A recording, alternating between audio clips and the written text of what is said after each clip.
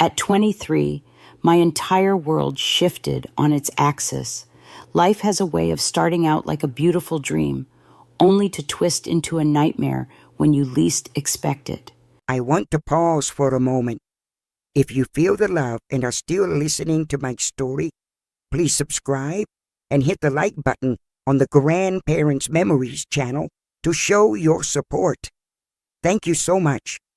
What should have been my moment of perfect joy, my wedding day, instead marked the beginning of an unsolved mystery that would cast its shadow over my life for years to come. I fell deeply for a man who vanished without warning on the very day we were to be joined forever, and it wasn't until I had abandoned all hope that the truth finally emerged.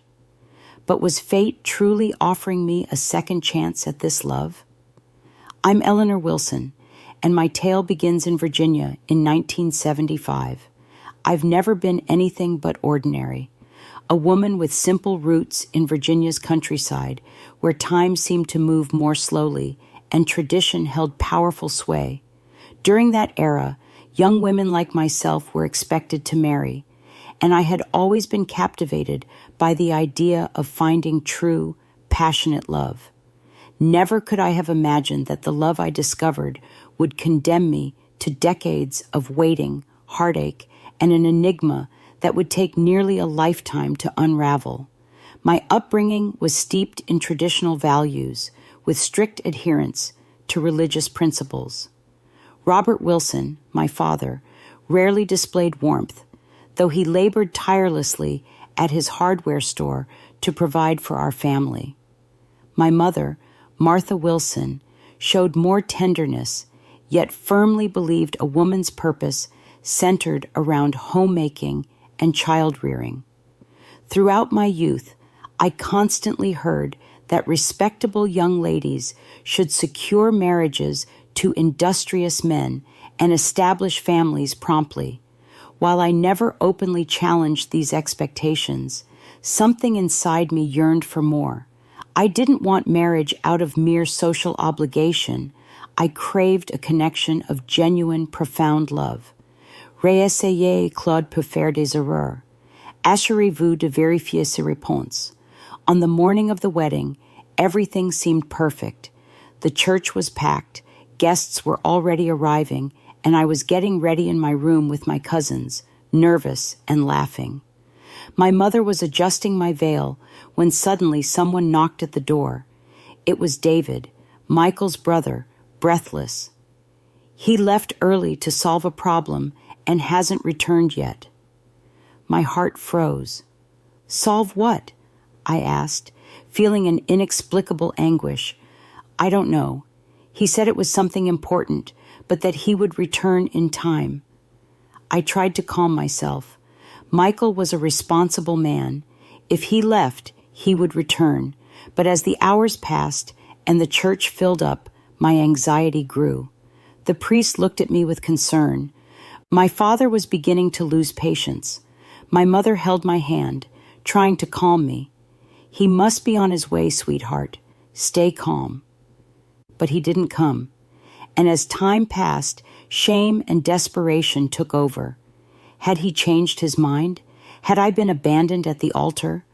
I couldn't believe it. Michael wouldn't do that to me. But then, why wasn't he appearing? The anguish grew. The church began to empty. My eyes were red from crying so much. The feeling of being the woman abandoned on her wedding day was crushing me. It was the worst day of my life, and that's how my nightmare began. The sun had barely risen when my mother entered my room, calling me with a voice full of emotion. It's time, sweetheart. Today is your day. I opened my eyes and for a moment didn't recognize where I was.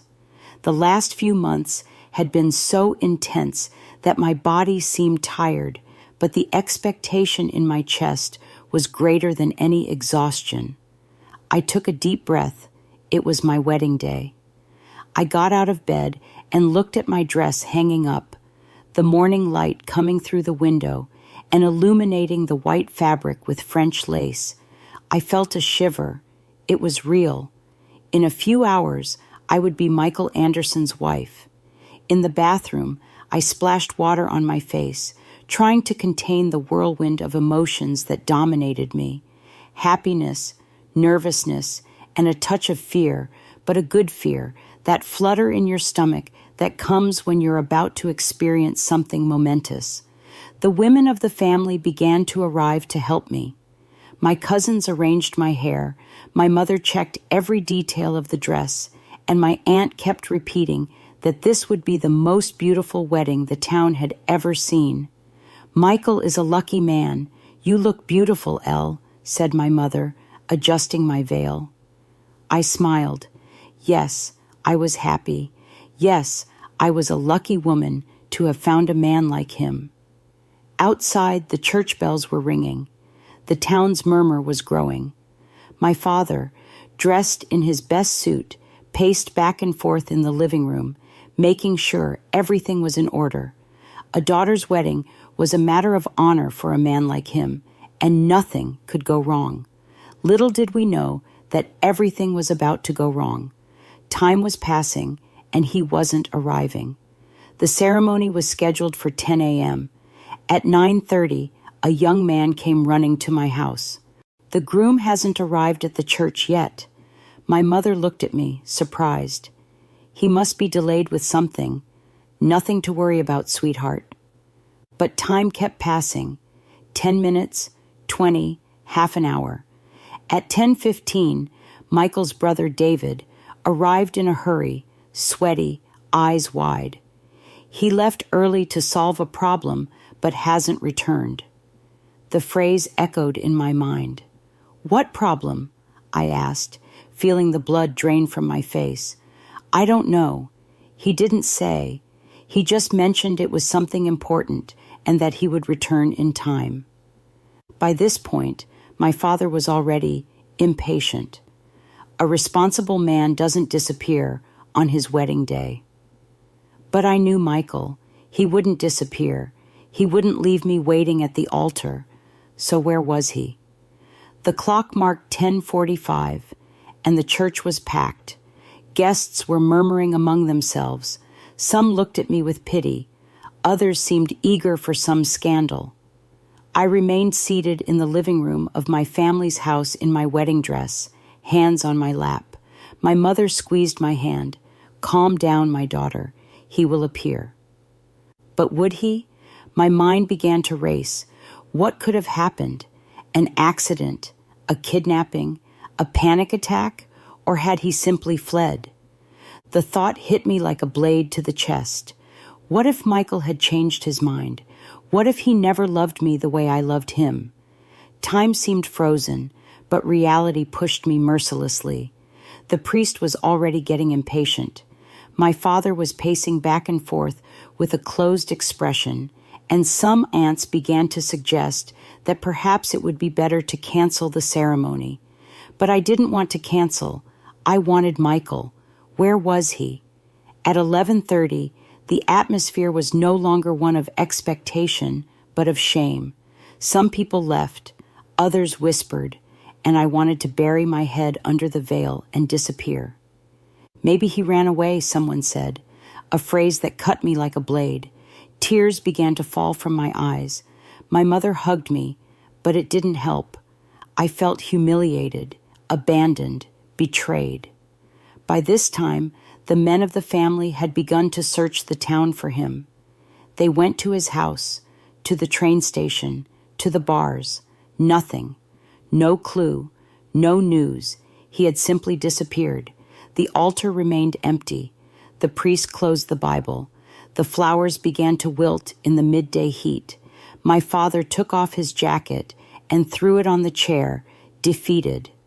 I continued to sit there, alone on my wedding day. And that was the last time I wore that white dress. After hours of waiting, the guests left one by one. Some women held my hand, saying words of comfort that only increased my pain. "You're a beautiful young woman, Elle. God has a purpose for everything." Maybe it's better this way, my dear. Maybe he wasn't the right man. We never really know a man until the wedding day. I wanted to scream. I knew Michael. He wasn't a cowardly man. He wasn't the type to leave a woman waiting at the altar. Something had happened, I knew it had, but no one else seemed to believe it. People left, the church emptied, the priest closed the ceremony book and sighed as if he had seen this story before. My father, with his face red with anger, locked himself in his room without saying a word. My mother tried to convince me to take off the dress, but I sat there on the sofa in my wedding dress, unable to process what was happening. What if he never came back? What if he was dead? Or worse, what if he had simply gone away of his own free will? By the end of the day, my father finally acted. He called Michael's brothers and some men from the town to look for him. They asked the obvious questions. Had he mentioned anything in the past few days? Any fight? Any doubt? Did he have money saved? Anything that suggested he was planning to flee? No one could answer. Michael was excited about the wedding. He made plans, talked about the future. There was nothing to suggest he wanted to disappear. The men went to his house. His clothes were still there. The money was still in the safe. His passport was still in the drawer, but Michael was nowhere to be found. My desperation began to grow. Deep down, a part of me still hoped he would suddenly return with some explanation, saying it was all a mistake, a misunderstanding, a stroke of bad luck. But night fell, and he didn't return. The next morning, my mother woke me up. I was still in my wedding dress, the same dress, wrinkled, stained with tears, a cruel reminder of what should have been a happy day. "Sweetheart, let's go to the police station." That phrase gave me a chill. If we were going to the police station, it meant it was no longer a delay. It meant my fiancé was officially missing. The sheriff heard our story with a tired look. "Are you sure he didn't run away?" My blood boiled.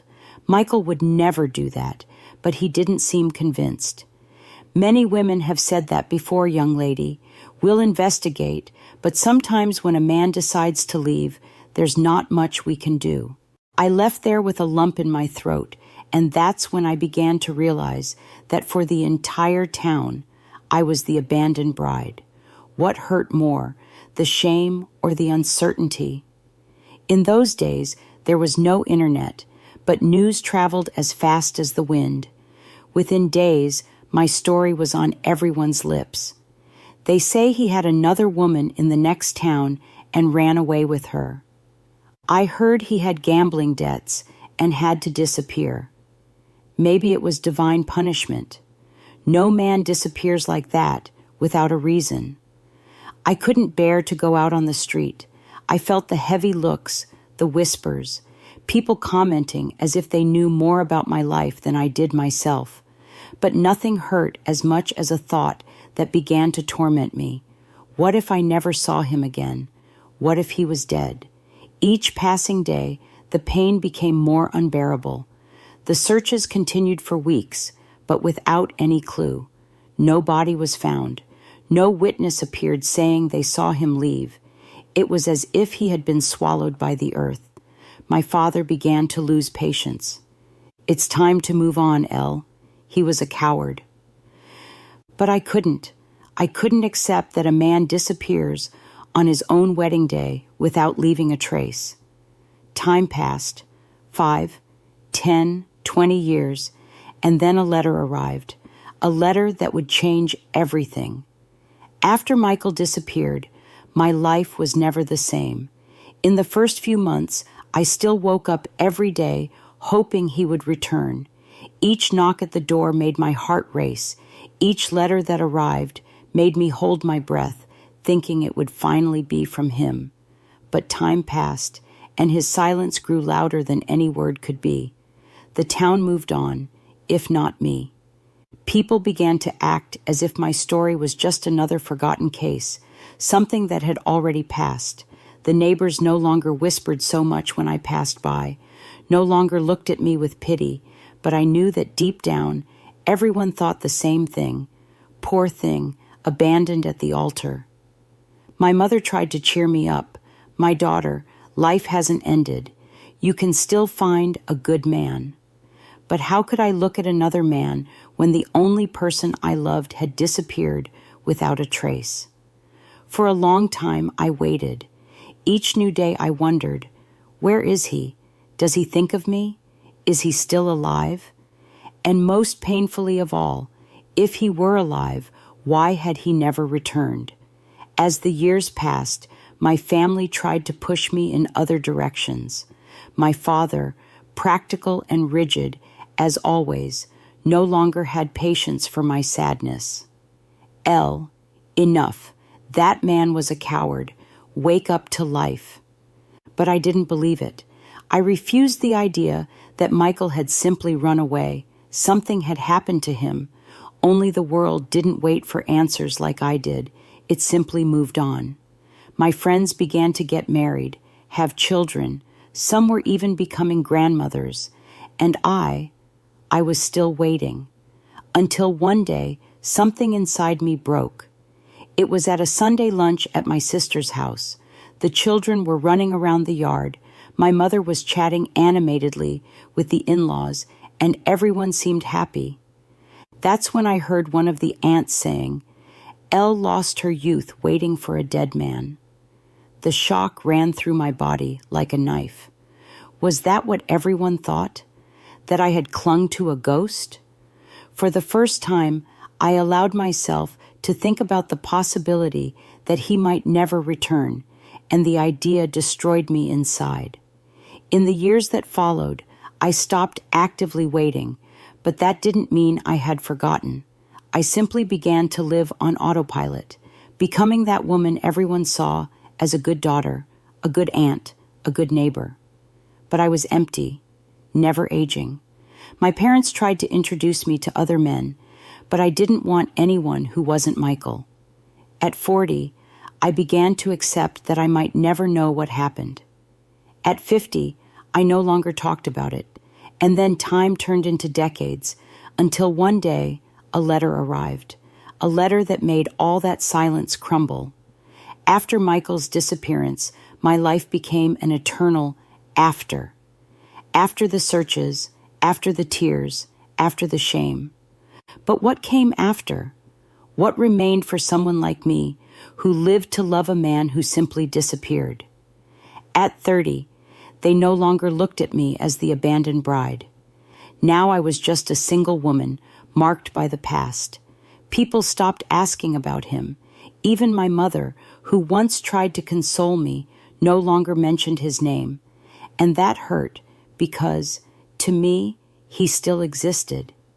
I never stopped imagining him somewhere, perhaps without memory, perhaps trapped in a life he didn't choose. I felt that he hadn't forgotten me, but what to do with that feeling? I tried to move on. I swear I tried. My family never accepted my solitude. Elle, you're still young. Meet someone, get married, have children. My mother even organized meetings with respectable men, but no one was Michael. Each look, each conversation, each marriage proposal made me feel as if I were betraying a silent promise. I want to pause for a moment. If you feel the love and are still listening to my story, please subscribe and hit the like button on the Grandparents Memories channel to show your support. Thank you so much. And then, with time, I stopped trying. I resigned myself to living for others. I lived to care for my mother when she got sick, lived to help my nieces choose their wedding dresses, lived to celebrate the birthdays of the family's children. But I didn't live for myself because I knew that something inside me was stuck in the past. Time passed. My sisters got married, had children, grandchildren. I remained there, in the same house, in the same room where I had prepared for the wedding that never happened. The walls seemed to whisper the story that everyone tried to forget. There was a chest at the bottom of my wardrobe. Inside it, the wedding dress. I never had the courage to throw it away, never had the courage to look at it. Sometimes I caught myself thinking, what if I had married another man? What if I had moved on? But then a greater force pulled me back. I couldn't give up without knowing the truth. The town was no longer the same. The streets changed, the people changed, the customs changed. But inside me, time was frozen. The silence about Michael became unbearable until the silence was broken. A letter arrived, a letter that brought a name I hadn't heard in over 20 years, a name that made my heart almost stop. The envelope was simple, without a return address, and was left at my door as if it were just another ordinary paper. But as soon as I saw my name written in careful handwriting, I felt a shiver run through my body. My fingers trembled as I tore the paper, and what I found inside made my heart stop for a moment. Elle, you may not recognize me, but there's something you need to know. The letter was short, direct, and carried a name I hadn't seen in over 20 years, a name I never forgot. Michael. I felt my body weaken, as if suddenly all the strength that kept me standing had disappeared. I read those words again and again, trying to understand if it was real or just a cruel joke of fate. The paper seemed to vibrate between my fingers as if it were burning, bringing back memories I had tried to bury. My mind entered a whirlwind. How could someone write that name after so many years? How did someone dare to mess with my story, with a pain that never healed? My first instinct was to believe it was a mistake, a confusion, any coincidence. But then my eyes found the stamp in the corner of the envelope. It was from a psychiatric hospital, Riverside Psychiatric Hospital. My chest tightened. I felt a lump in my throat and needed to sit down before my legs gave way. A psychiatric hospital? What did that mean? The questions began to hammer my head, each one more desperate than the last. Was he institutionalized all this time? Lost, alive but without memory? The answers seemed so close, and yet unreachable. My eyes burned, a mixture of anger, fear, and hope mixing inside me. For years, I tried to move on. For years, I fought against the memory of him. And now fate was pulling me back to the past, forcing me to face something I no longer knew if I was strong enough to bear. The decision to go to the hospital wasn't easy. I spent the night awake, holding that letter against my chest, feeling the weight of everything it represented. If I walked through those doors, if I saw with my own eyes that Michael was alive, that somehow he existed all this time, what would that do to me? What if he was there but didn't remember me? What if I was just a ghost from the past, a woman he would never recognize? But I knew I couldn't live the rest of my life without knowing the truth. I needed to see him, needed to hear his voice, look into his eyes, and understand what really happened on what should have been the happiest day of my life. The next morning, I took courage. I dressed simply but dignified, took the letter, held it firmly, and left home with a heart that beat so strongly it seemed to want to escape from my chest. The hospital was in another town, an old building with high walls and small windows. The smell of disinfectant mixed with old memories hung in the air, and I felt a chill as I crossed the reception. My name was already registered. They were expecting me. A nurse guided me through white, silent corridors, each step echoing like a dull beat inside my chest.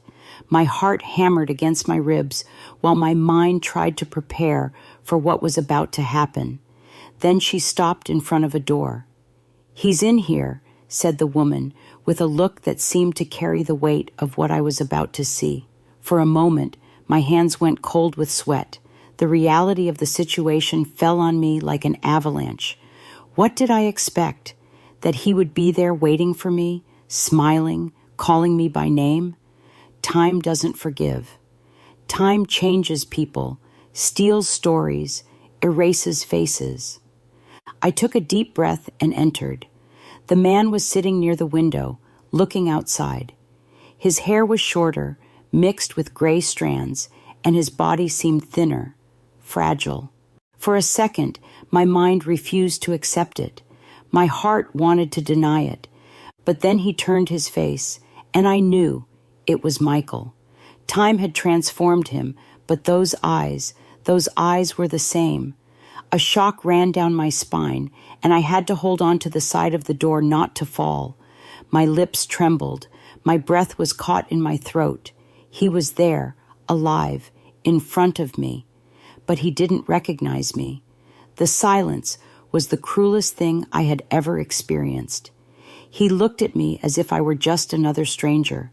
No emotion, no glimmer of recognition in his eyes, just a lost, empty look. My mouth tried to form words, but nothing came out. How to say, "It's me, Elle, the woman who waited for you all her life." How to ask, "Where have you been all this time?" When I knew the answer could destroy me, he frowned, tilted his head to the side as if trying to find something deep in his memory, but the emptiness remained. "Hello," was all he said, and at that moment my heart broke in a way I never thought possible. Time seemed to have stopped. I was there before the man I loved more than anything in life, the man for whom I cried endless nights, for whom I waited for decades, but he didn't know who I was. There was no recognition in his eyes, no surprise, no emotion, just an empty, lost look, as if I were just another random person crossing his path. My throat closed, and a bitter taste filled my mouth. What should I do? I wanted to run to him, hold his hands, beg him to remember me, but a part of me felt afraid, a terrible fear that any attempt would be in vain. He looked back at the window again, as if my presence had no meaning at all. My heart was breaking more with each second. I didn't know what I expected to find when I arrived there, but I never imagined it would hurt so much to realize that to him, I was just a stranger. I took a deep breath, swallowing the lump in my throat, and took a step forward. "Michael?" My voice came out weak, trembling, as if I had to relearn how to pronounce his name after so many years. He frowned and looked at me again, now with a little more attention, but there was no memory there, no glimmer of recognition. "Do I know you?" His voice was calm, without emotion. It was like being stabbed in the chest. I wanted to cry, wanted to scream that yes, he knew me. He knew me better than anyone in the world. He knew my laugh, my fears, my dreams. He knew how to hold my hand in a way that made me feel safe, knew exactly how to make me smile after a bad day.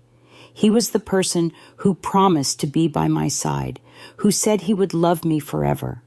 How could he have forgotten? But what could I do? He didn't remember, and I was there, completely powerless before the emptiness that now occupied the place where love once existed. The nurse approached, sensing my desperation, and gently touched my shoulder. "He arrived here many years ago," she explained in a gentle but firm tone. "We don't know exactly what happened, but he was found without documents, without memory. They just said he was wandering the streets, disoriented, confused.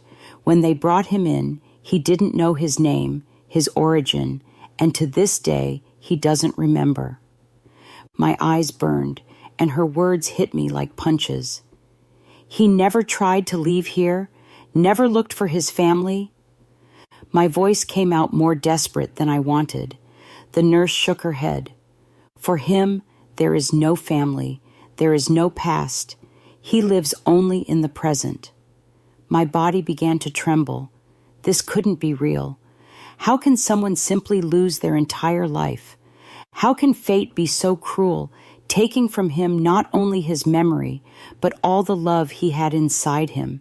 His silence was the most unbearable thing.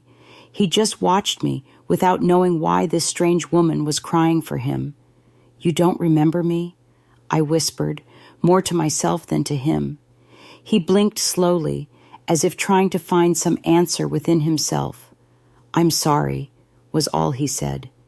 And it was then that I realized that perhaps I had waited my entire life for someone who would never return. The pain of this realization hit me with an absurd force. I spent decades living with a ghost, waiting for a man who was now right in front of me, but who was no longer the same. The Michael I knew had disappeared long before that letter arrived. My knees almost gave way. Everything seemed to spin around me. I wanted to leave, to run away, to erase that moment from my mind. But at the same time, something held me to the ground because despite everything, I still loved that man. I took a deep breath, trying to find strength where there was none left. Can you call me by my name?" I asked, feeling a foolish thread of hope inside me. He looked at my face. "What is your name?" That question was the final blow. I swallowed my tears, holding myself together so as not to crumble right there. "Eleanor," I replied, my voice almost disappearing. He repeated my name softly, testing the sound of it on his lips, but there was no sign of memory, no hidden memory emerging from the depths of his eyes. I knew that would be the greatest pain of my life, and I also knew that from then on, I would need to make the most difficult decision of all, insist on trying to bring him back, even though he might never recognize me, or finally accept that the Michael I loved no longer existed. My body was there, but my soul seemed to have been trapped in the past. I felt my heart beating strongly, almost coming out of my chest, as I tried to process everything that had just happened. Michael, the man I waited for more than 20 years, was in front of me, breathing, alive. But it was as if he had never existed, as if that love that once united us was just a story I made up. I wanted to scream.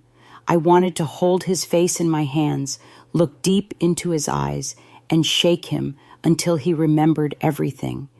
But what I had before me was a man with an empty gaze, lost in a time I didn't know. The Michael I loved had been left behind along with my wedding dress stored at the bottom of the wardrobe, along with the promises of a life that never happened. The nurse watched in silence. I think she had seen scenes like this before. People who spent years waiting for an answer, and when they finally found it, they realized the answer was much worse than the doubt. She gently touched my shoulder, a gesture of empathy that somehow brought me back to reality. "Do you want to talk to him a little more?" she asked, her voice low, careful. I wanted to, and at the same time, didn't want to. I wanted to sit beside him, tell every detail of our story, show photos, tell him who he was, who we were. But I also wanted to flee from there, run away, and never look back. I was facing a cruel dilemma: fight for a love that might never exist again, or accept that fate had robbed me of everything, even the chance of a goodbye. Michael continued to look at me, but without any real emotion, just a curious look, as if I were a piece of a puzzle he could never fit. This killed me inside. During all those years, I tortured myself thinking about where he was, if he was alive, if he thought of me, and now, seeing him there, so close and yet so distant, I realized that the pain of losing him was less than the pain of finding him without him knowing who I was. I swallowed my tears. There was no point in despairing. "Do you like living here?" I asked, trying to make some conversation, some connection, anything. He shrugged. "It's quiet." Those two words made me realize the size of the abyss between us. It's quiet. After everything, after so much time, that's all it was. I wanted him to say he missed something, that there was a hole inside him, that he had strange dreams about a woman he didn't know. But there was nothing, just that dry and resigned response. I closed my eyes for a moment, trying to find strength. You never tried to remember your past, to know who you were before coming here. He hesitated for a moment. I think I tried at the beginning, but then I accepted that maybe it's better this way. My heart crumbled.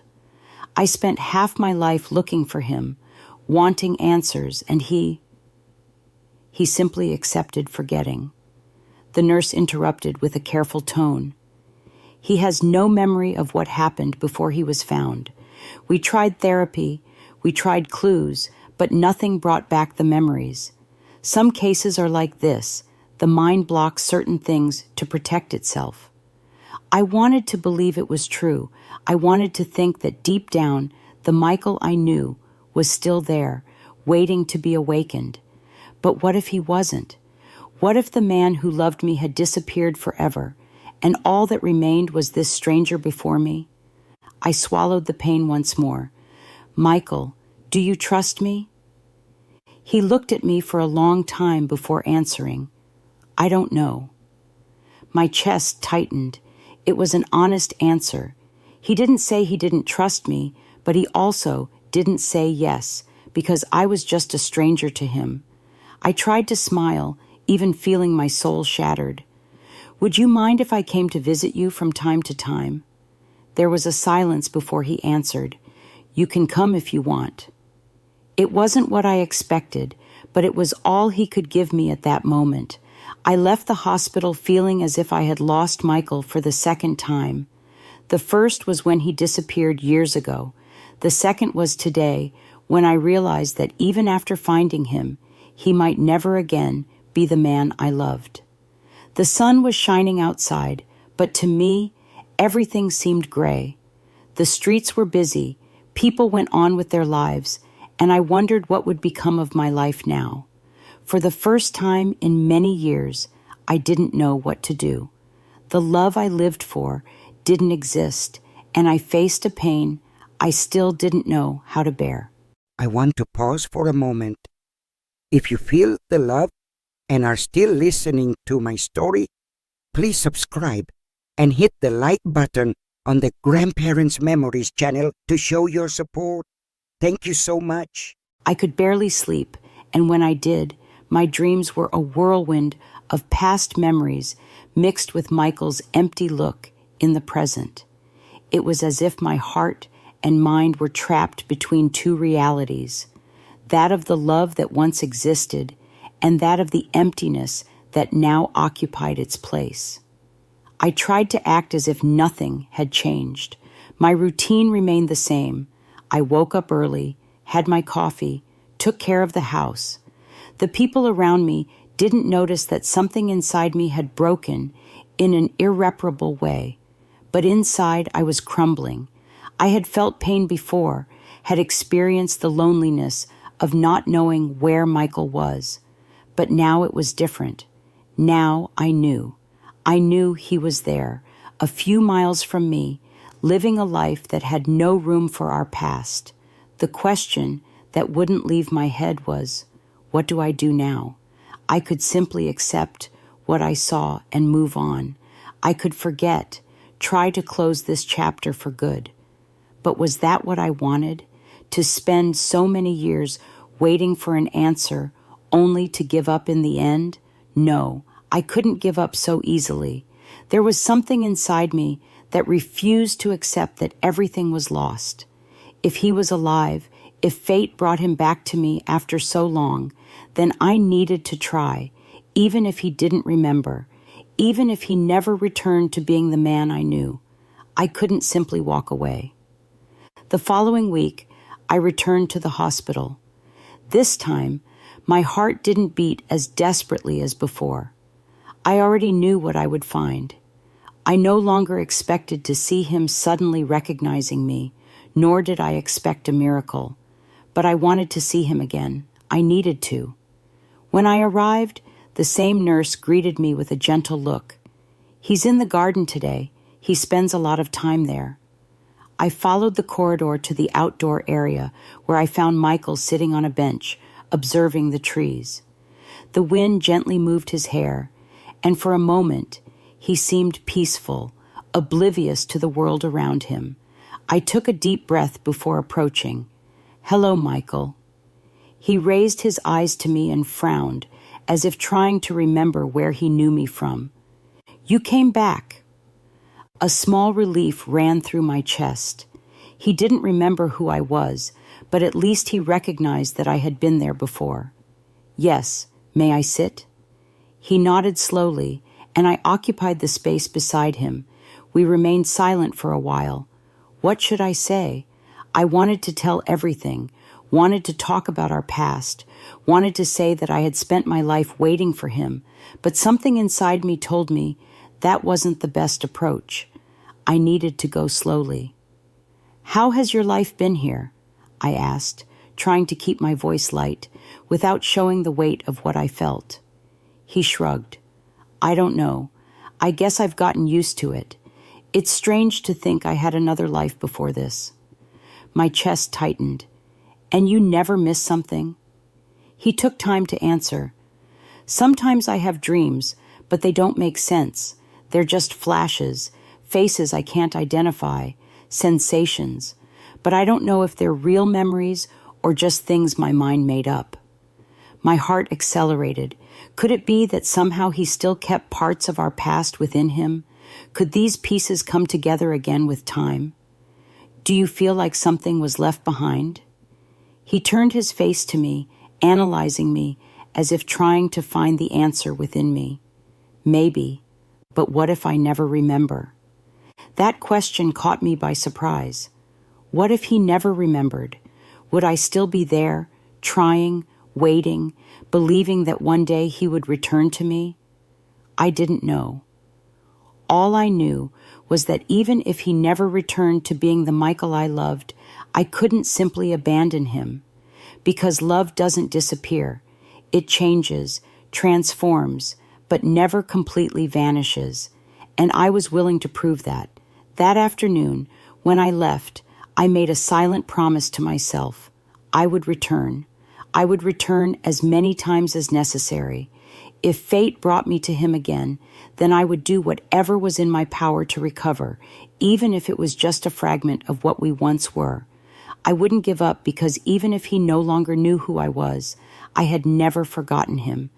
Days turned into weeks, and weeks turned into months. I returned to the hospital regularly. At first, I just observed Michael from afar, not quite knowing what to do or say. I was afraid of pressuring him, of scaring him, of forcing something that perhaps could never be recovered. But with time, our coexistence became part of my routine. He didn't ask much about me. It was as if he was used to having my presence there, but without worrying about understanding why. Sometimes we talked about simple things, the weather, the birds in the garden, the taste of the hospital food.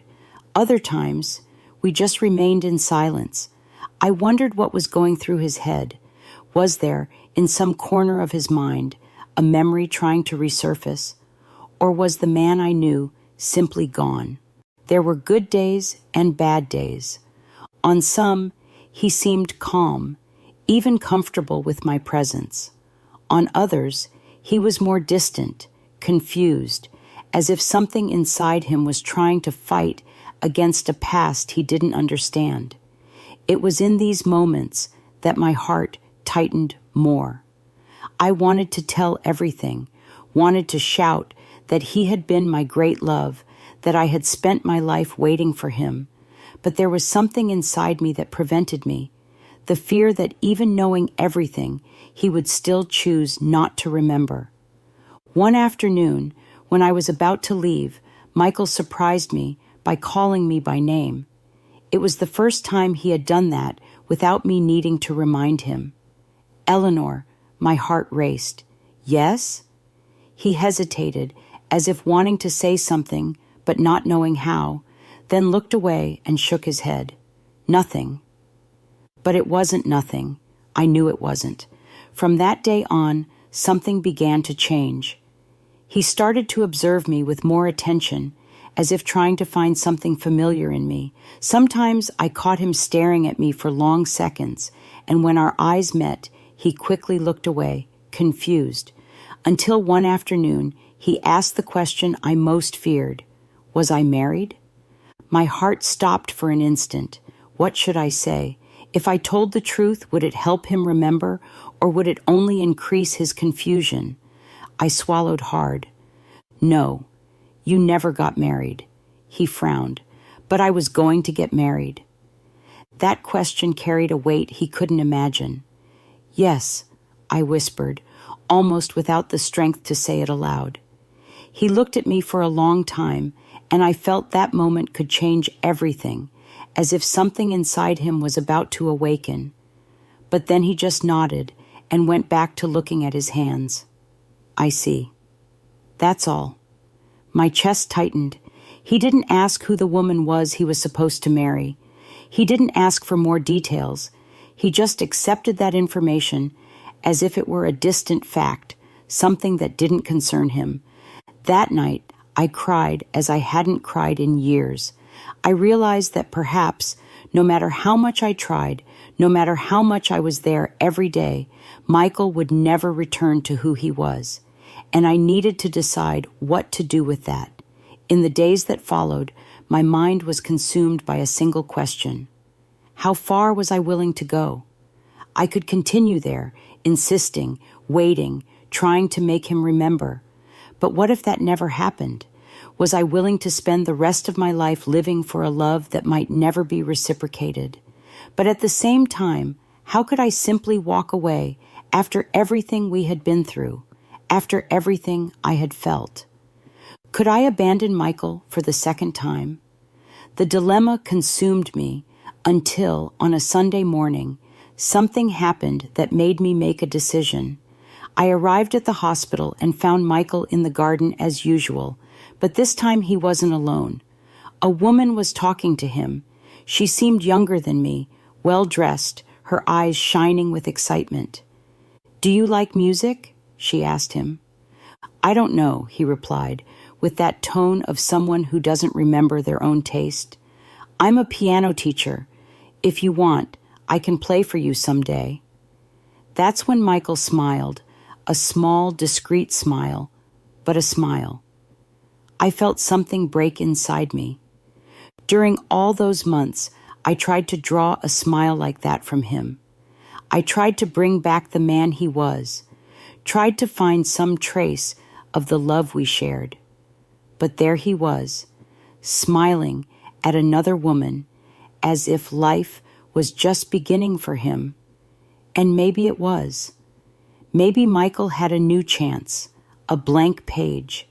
And maybe I needed to accept that this new story didn't include the past we shared. When the woman walked away, he noticed my presence. "Hi, Elle." He called me by name again, but for the first time, it didn't warm my heart. Because I knew he wasn't calling me as someone who remembered me. He was calling me as someone who merely recognized a familiar presence. I sat beside him on the bench. For long minutes, neither of us said anything. Then I took a deep breath and looked at him. "Michael, are you happy here?" He blinked, surprised by the question. "I think so." That was all I needed to hear. I held his hand for a moment, feeling its warmth for the last time. Then that's what matters. He frowned, confused, but I just smiled, a farewell smile. I got up and walked toward the hospital exit without looking back. This time, I knew I wouldn't return. I had spent my life waiting for Michael, but at that moment, I realized that maybe it was time to stop waiting. Maybe it was finally my turn to live. The days that followed my last visit to the hospital were the strangest of my life. I didn't know how to wake up without the expectation of seeing him again. For months, that routine of going to the hospital, of talking to him, of trying to extract fragments of the past had become my reason for existing. But now, all I had was an immense void, a question without an answer, What do I do now? For the first time in many years, I felt there was nowhere left to run. I had spent decades trying to find an ending to my story with Michael, seeking to understand what happened, believing that somehow fate would unite us again. But the truth was different. The truth was that I had been alone all this time. I spent so much time living for what could have been that I forgot to live for what still could be. In the first days, the silence inside my house seemed deafening. I woke up early, made coffee, looked at the door as if expecting something to happen. But there were no more mysterious letters, no clues to follow, no hospital to go to. My family noticed something had changed, but no one asked anything. I think deep down, everyone knew that my story with Michael, even without words, had come to an end. But I didn't know how to start over. I spent nights looking at the ceiling, wondering, what do I do now? Who am I without this story? It was then that a memory returned to my mind, something I always wanted to do, but set aside because I believed my path was already set. I wanted to travel. When I was young, even before Michael, I dreamed of seeing the world, of stepping on shores I had never stepped on before. Then love came, and after love came the waiting, and the waiting transformed into my only reality. I never allowed myself to leave my town because deep down I always feared that if I left, Michael would return, and I wouldn't be here to receive him. But now I knew he would never return to me. So what was holding me back? One afternoon, I took courage and went to the travel agency in town. Never in my life had I bought a ticket to anywhere. I was always used to living where I was born, surrounded by the same people, the same places, the same stories. But for the first time, I felt I could change that. The attendant smiled when she saw me enter. "Can I help you?" I swallowed hard, still not believing what I was about to do. "Yes, I want to travel." "Where to?" That was the question. Where did I want to go? I could choose any place in the world, but at that moment, only one destination came to mind. To the sea. I want to see the sea. The sea, something I only knew from photos and accounts, something so vast, so infinite, so different from the life I had led until now. She typed some things and looked at me with a gentle smile. "We have a perfect destination for you." And so, for the first time in my life, I bought a ticket. When I returned home, I sat on the edge of the bed and looked around. For so many years, my life had been summed up in that space. The same room, the same walls, the same furniture. Everything seemed small now. I got up, went to my wardrobe, and opened the drawer where for all these years I had kept my wedding dress. It was still there, yellowed by time, carefully folded, as if waiting for a moment to be used. But that moment never came. I touched the fabric with affection, feeling every detail. Then, without thinking twice, I took the dress, left the house, and walked to the edge of the James River that cut through the town. The wind swayed the leaves of the trees, and the golden late afternoon sun tinged everything with a soft light. I took a deep breath and released the dress into the current. The white fabric, already worn by time, began to be carried away by the water, spinning, sinking, little by little. It was symbolic, I knew, but at that moment, I felt I was finally letting Michael go, not just him, but the version of myself that spent her entire life waiting for someone to return. The dress followed the river downstream until it completely disappeared from my sight, and with it, a part of me also went. When I returned home, I looked at my open suitcase on the bed. This time, it wasn't a suitcase of memories. It wasn't a chest of memories. It was a suitcase for a future that for the first time I was ready to live. The next morning, I took the train toward Virginia Beach. When I finally arrived, I was paralyzed before the blue immensity that extended as far as the eyes could see, the sound of the waves breaking on the sand, the salty smell of the wind, the warmth of the sun on my skin. It was all new to me.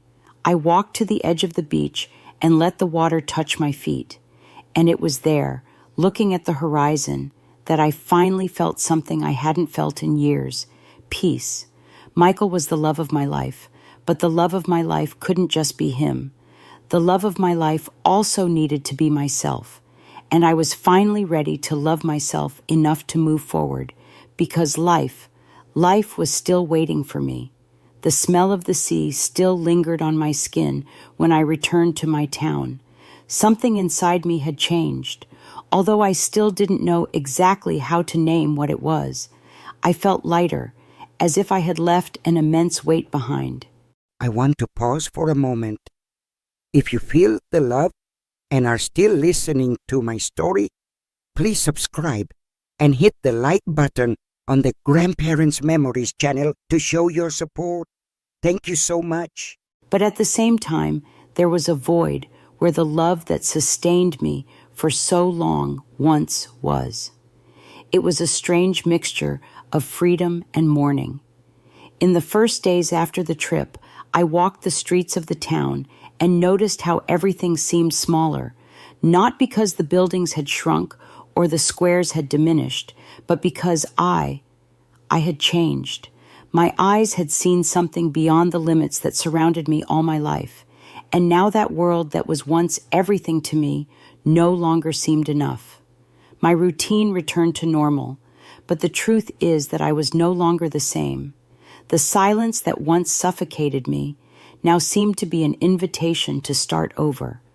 One morning, while having coffee on the porch, I saw an envelope at the door.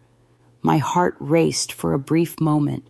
For years, I lived waiting for letters that never came, but this time, I knew it wasn't from him. Michael was no longer part of my life. I picked up the envelope with firm hands, without tremors, without fear. The sender's name was that of the hospital. I closed my eyes and took a deep breath before opening the letter. It was short. "He asked about you this morning." My eyes ran over the words again, trying to absorb the meaning of it. He asked about me? But why? I sat down slowly, feeling the ground slip from under my feet.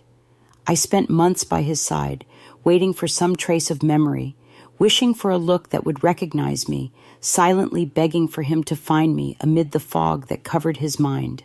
And now, just now, when I had finally left everything behind, he was asking about me? My first reaction was a knot in my chest, an impulse to run back to the hospital and see him one more time. But then something inside me resisted. I had spent so much time living for the memory of a love that might never return. Now that I was finally free, should I open that door again? Deep down, I knew that if I returned, I would risk being swallowed by all that again. But what if it was my last chance? I spent the rest of the day lost in thoughts. My feet wanted to move forward, but my heart was still attached to that name, that face, that love that never completely died. The next morning, before I could change my mind, I went to the hospital. As I entered, I felt the heavy air loaded with memories. Each step took me back to all the days I spent there, waiting for something that never happened. The nurse received me with a soft smile. "He's in the room. Do you want to see him?" I nodded, but my hands were cold. I walked through the familiar corridors to the door that led to Michael's room. I took a deep breath before entering. He was sitting on the bed, looking at nothing, but when he saw me, his eyes lit up, and he opened a small smile. "You came back." It wasn't a tone of surprise. It was as if he knew that sooner or later I would return. I sat in the chair beside him. I didn't know what to say. He looked at me for a long time, his eyes slightly narrowed, as if trying to understand something that was beyond his reach. I dreamed about you. My heart skipped a beat. You dreamed? He nodded slowly. You were in white, but you didn't seem happy. My chest tightened. He didn't know it, but he was describing exactly how I felt on our wedding day. I swallowed hard. What else do you remember? He looked away, confused. I don't know. I just feel that you were important, but I don't know why. Tears burned in my eyes. For a moment, a part of me wanted to grab that thread of memory and pull it with all my strength, forcing him to remember everything. But another part knew that wasn't fair. He was no longer the same, and neither was I. I took a deep breath, holding his hand for a brief moment. It's okay, Michael. You don't need to remember. He looked at me, and for a moment, I thought I saw a glimpse of emotion in his eyes. Are you happy? He asked. That question caught me by surprise. For the first time in years, I thought about the answer without hesitation. I smiled slightly. Yes. He nodded slowly, as if absorbing that. We remained silent for a few minutes, just feeling each other's presence. It wasn't a heavy silence, full of expectations and pain, like those we had already shared. It was a silence of acceptance. I knew at that moment that I didn't need to return there again, not because I didn't love him anymore, but because I finally understood that love sometimes doesn't need a perfect ending to be real. He was part of me, always would be, but my life was no longer tied to him.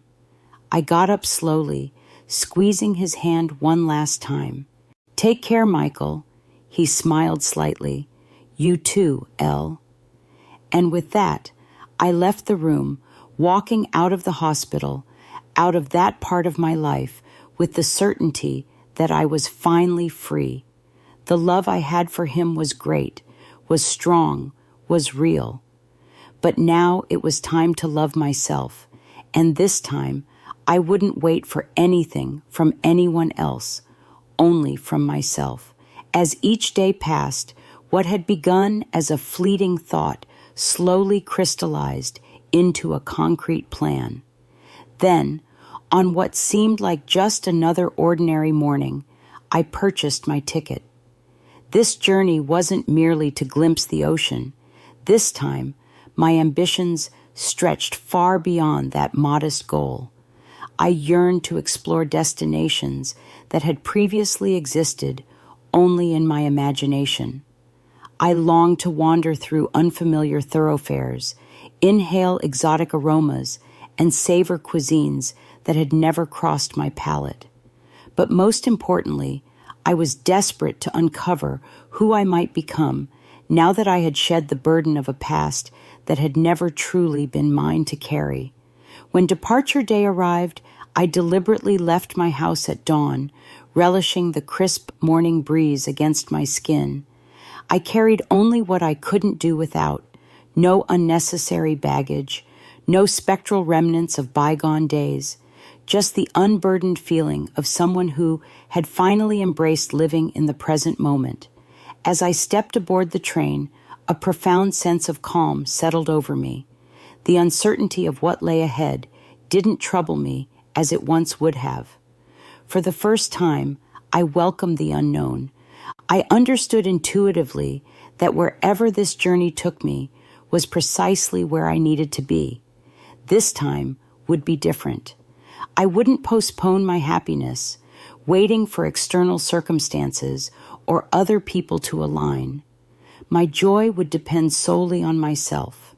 Dear beloved audience, from the bottom of my heart, I would like to extend my deepest gratitude to all of you for patiently listening to the story of my life. I hope it serves as a profound lesson about love, waiting, and the journey of rediscovering oneself. Sometimes we spend our entire lives waiting for something or someone, forgetting that life continues to move forward every single day. My story is not just about an unfinished love, but also about learning to let go. having the courage to start over, and understanding the importance of self-love.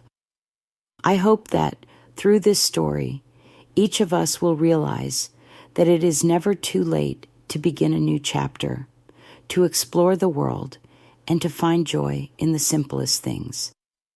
If you enjoyed this story and would like to hear more meaningful stories, please subscribe to the Grandparents' Memories channel. Every subscription and every like is a great encouragement for us to continue bringing you heartfelt stories and valuable life lessons. I would also like to express my sincere thanks to the founder of Grandparents' Memories for creating this wonderful platform and for inviting me to share my story. This is truly a precious opportunity to preserve and pass on the memories and wisdom of our generation. I look forward to seeing you again in the next stories, where we will continue to explore the beautiful puzzle pieces of life together. Thank you, and may your day be filled with love.